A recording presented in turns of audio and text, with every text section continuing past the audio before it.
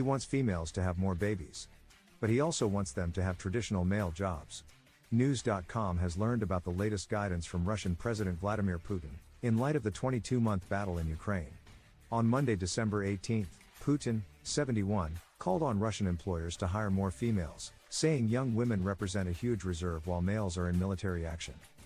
News reported in late November on a Putin plea for Russian families to follow the old Soviet Union tradition of having 7, 8 or even more children, because the national birth rate is low. He's even declared 2024 Russia's Year of the Family. But that may not be enough for Russian females.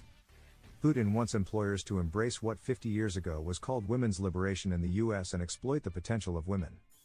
Today, all boundaries are being erased, NDTV quoted Putin as saying. The president cited Russia's Air Force as an example. Girls are already flying combat aircraft, he reported without saying how old they are.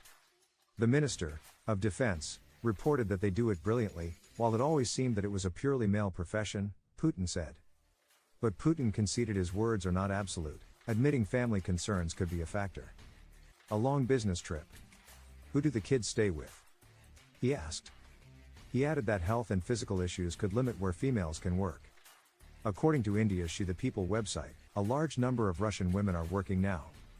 The population consists of 36.9 male workers compared with 35 million females, although both categories have seen a decline in recent years. But Putin wants to expand the military, in the wake of reported heavy losses in Ukraine. That may explain his reference to female Air Force pilots. Demographic policies inadvertently amplify gender inequality, impacting the birth rate, a She the People analyst wrote on Tuesday, December 19. The gender gap extends into governance, where men predominantly occupy leadership roles, leaving women largely confined to administrative positions, Oshi Saxena added. As it happens, News can report that a female lawmaker announced Thursday, December 21 that she will challenge Putin in the March 2024 presidential election. Yekaterina Duntsova, 40, is a former TV reporter and a current regional legislator, according to The Independent in Britain. Putin may have a woman problem in another way.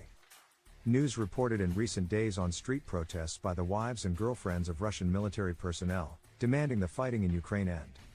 So Putin's new words about women serving in new ways on the job have some outsiders wondering. Is this a call for women's empowerment or a pragmatic response to crisis-induced labor shortages? Saxena asked.